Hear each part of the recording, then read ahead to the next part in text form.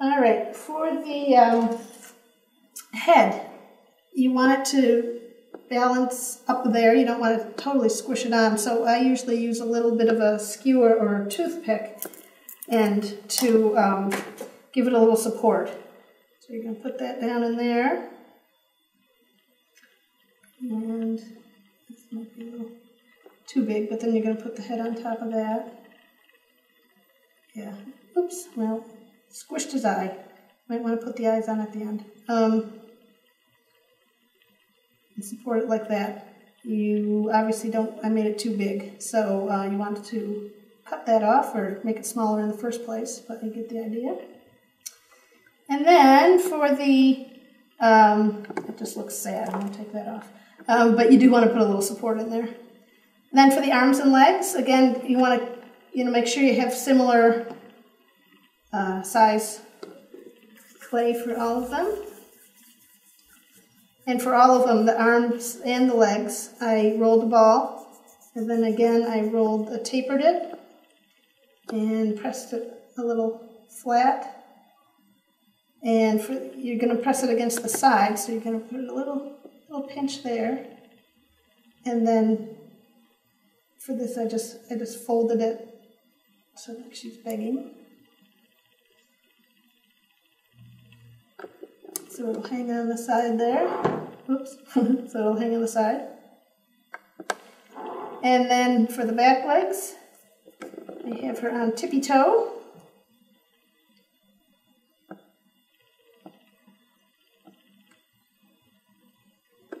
So you want to measure this up against whatever you're leaning her up against,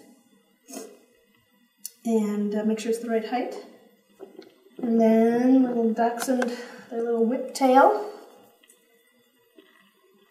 curves up there, like that. So that's the basic dog, not too hard at all.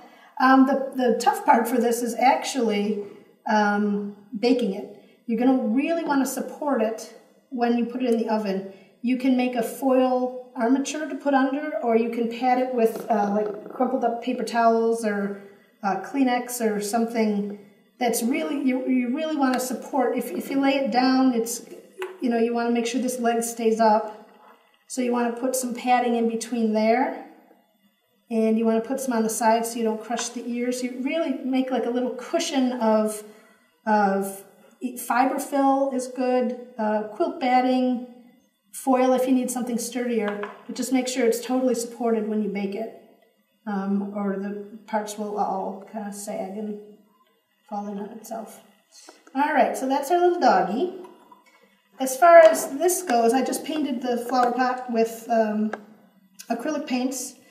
If you actually wanted to use it as a flower pot, I coat it inside and out with Mod Podge, which is like a plastic coating. And I have used those indoors and outdoors for years, just coated with Mod Podge, and they hold up pretty well. So I did that, I painted that, and these little bones up here are actually made out of clay. They're super, super thin. How did I do that? Well, believe it or not, you can actually use paper punches on clay. You can do it on baked clay or raw clay.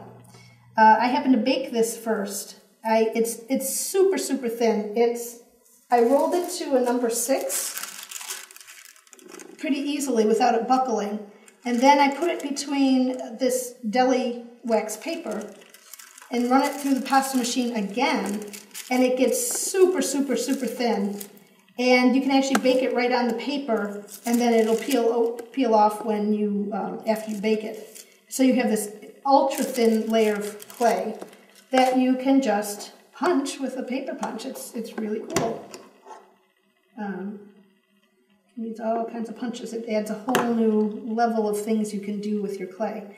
If you were to do it with unbaked clay, like if you were doing a larger stamp and you actually wanted it to curve after before you baked it or something like that, just make sure you coat both sides of the polymer clay with cornstarch, and then it shouldn't stick to your punch at all.